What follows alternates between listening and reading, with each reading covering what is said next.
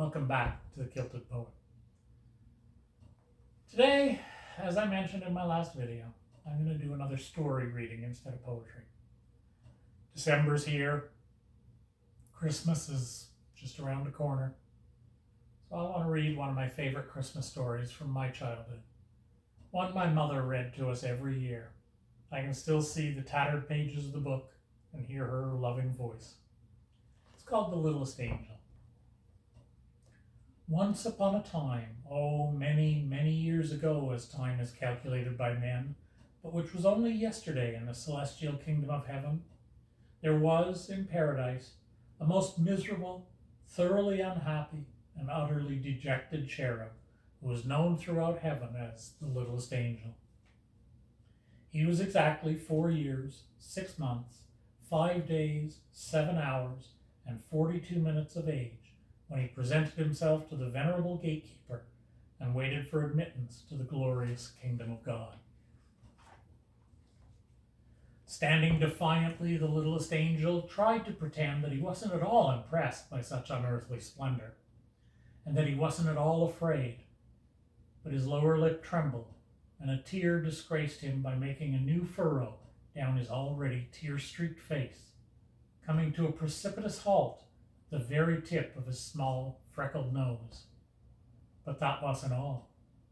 While the kindly gatekeeper was entering the name in his great book, the littlest angel, having left home as usual without his handkerchief, endeavored to hide the telltale evidence by snuffling. A most unangelic sound, which so unnerved the great gatekeeper that he did something he had never done before in all eternity. He blotted the page. From that moment on, the heavenly peace was never quite the same, and the littlest angel soon became the despair of all heavenly host. His shrill, ear-splitting whistle resounded at all hours throughout the golden streets. It startled the patriarch prophets and disturbed their meditations. Yes, and on top of that, he inevitably sang off-key at the singing practice of the heavenly choir, spoiling the ethereal effect. And being so small that it seemed to take him just twice as long as anyone else to get to nightly prayers, the littlest angel always arrived late, and always knocked everyone's wings askew as he darted into his place. Although these flaws in behavior might have been overlooked, the general appearance of the littlest angel was even more disreputable than his deportment. It was first whispered among the seraphim and cherubim, and then said aloud among the angels and archangels that he didn't even look like an angel. And they were all quite correct. He didn't.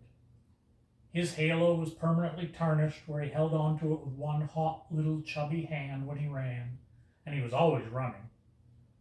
Furthermore, even when he stood very still, it never behaved like a halo should.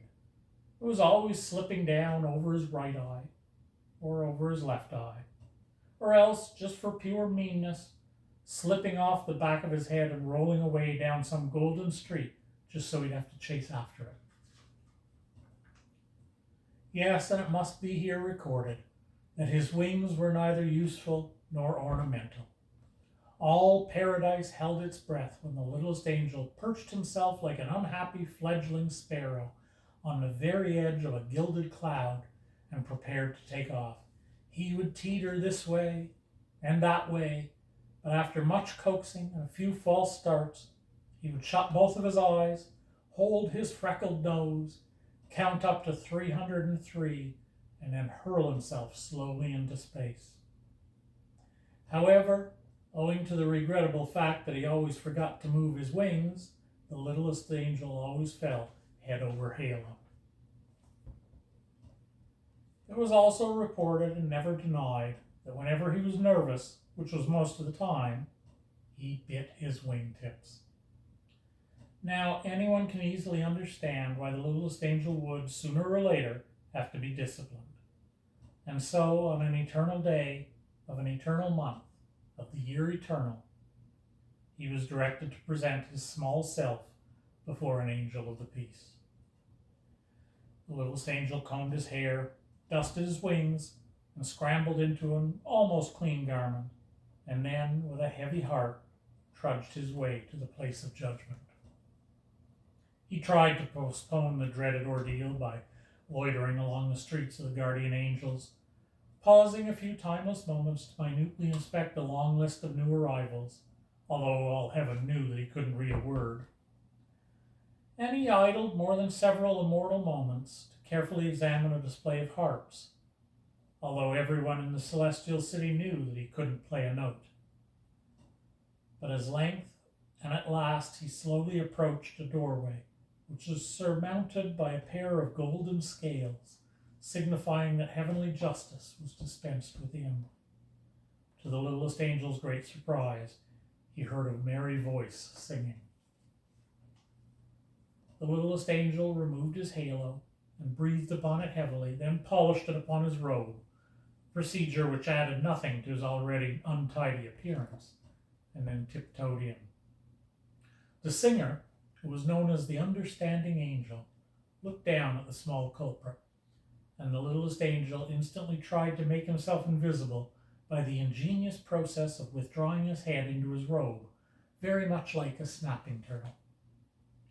At that, the singer laughed, a jolly, heartwarming sound, and said, "Oh, so you're the one who's been making heaven so unheavenly. Come here, cherub, tell me about it." The littlest angel ventured a furtive look, first one eye, and then the other eye. Suddenly, before he knew it, he was standing close to the understanding angel and was explaining how very difficult it was for a boy who suddenly finds himself transformed into an angel. Yes, and no matter what the archangel said, he'd only swung once. Well, twice. Oh, all right then, he'd swung 3 times on the golden gates. But that was just for something to do. That was the whole trouble. There wasn't anything for a small angel to do. And he was very homesick. Oh, not that paradise wasn't beautiful, but the earth was beautiful too. Wasn't it created by God himself? Why, there were trees to climb and brooks to fish and caves to play at pirate chief. The swimming hole and sun and rain and dark and dawn and thick brown dust, so soft and warm beneath your feet. The understanding angel smiled, and in his eyes was a long-forgotten memory of another small boy from long ago. Then he asked the littlest angel what would make him most happy in paradise. The cherub thought for a moment and whispered in his ear, "There's a box. I left it under my bed back home. If only I could have that." The understanding nodded his head. "You shall have it," he promised. And a fleet-winged heavenly messenger was instantly dispatched to bring the box to paradise. And then, in all those timeless days that followed, everyone wondered at the great change in the littlest angel. For among all the cherubs in God's kingdom, he was the most happy. His conduct was above the slightest reproach. His appearance was all that the most fastidious could wish for. And on excursions to Elysian fields, it could be said, and truly said, that he flew like an angel. Then it came to pass that Jesus, the Son of God, was to be born of Mary in Bethlehem in Judea. And as the glorious tidings spread throughout paradise, all the angels rejoiced, and their voices were lifted to herald the miracle of miracles, the coming of the Christ child.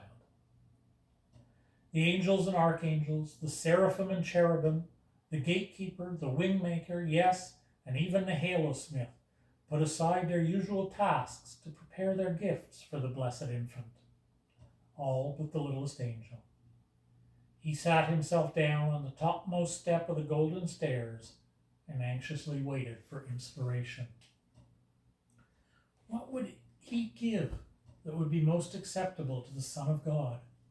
At one time he composing a hymn of adoration, but the littlest angel was woefully wanting in musical talent. Then he grew tremendously excited over writing a prayer that would live forever in the hearts of men, because it would be the first prayer ever to be heard by the Christ child. But the littlest angel was lamentably lacking in literate skill. What, oh what, could a small angel give that would please the holy infant? The time of the miracle was very close at hand when the littlest angel at last decided on his gift. Then, on that day of days, he proudly brought it out from its hiding place behind a cloud, and humbly, with downcast eyes, placed it before the throne of God. It was only a small, rough, unsightly box, but inside were all those wonderful things that even a child of God would treasure. A small, rough, unsightly box, lying among all those other glorious gifts from all the angels of paradise, gifts of such rare and radiant splendor and breathless beauty that heaven and all the universe were lighted by the mere reflection of their glory. And when the littlest angel saw this, he suddenly knew that his gift to God's child was irreverent, and he devoutly wished he might reclaim his shabby gift. It was ugly. It was worthless. If only he could take it away from the sight of God before it was even noticed. But it was too late. The hand of God moved slowly over all that bright array of shining gifts, then paused, then dropped, then came to rest on the lowly gift of the littlest angel. The littlest angel trembled as the box was opened, and there, before the eyes of God and all his heavenly host, was what he offered to the Christ child. And what was his gift to the blessed infant?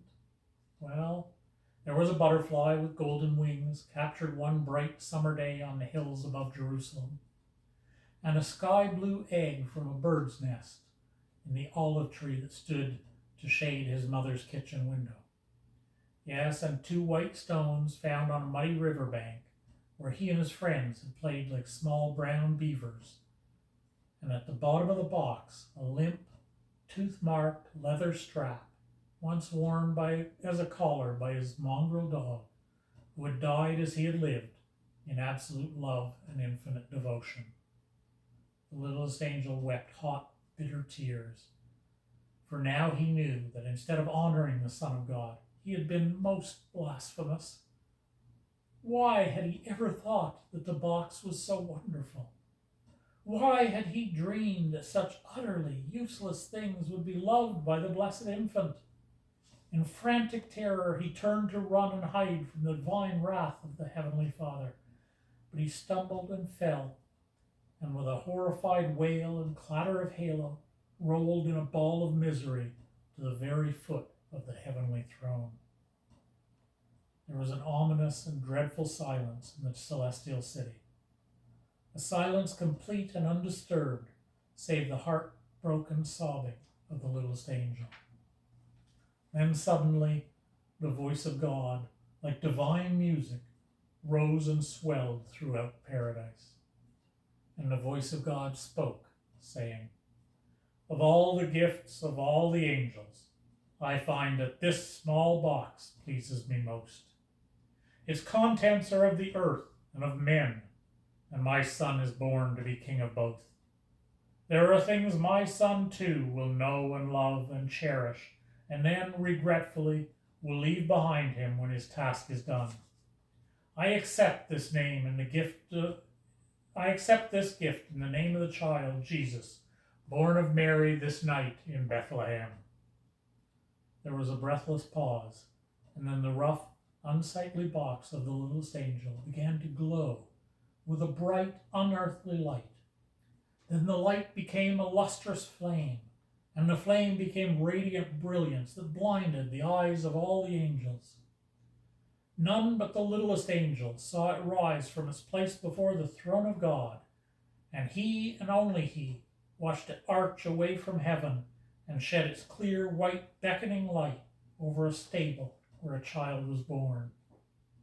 There it shone on that night of miracles, and its light was reflected down the centuries deep in the hearts of all mankind. Yet earthly eyes, blinded too by its splendor, could never know that the lowly gift of the littlest angel was what all men would call forever the shining star of Bethlehem. Thank you for stopping by the Kilted Poet. I had a couple little bubbles in there reading it, but I just felt I needed to continue despite that. Merry Christmas to everyone as the season approaches. And have a great week.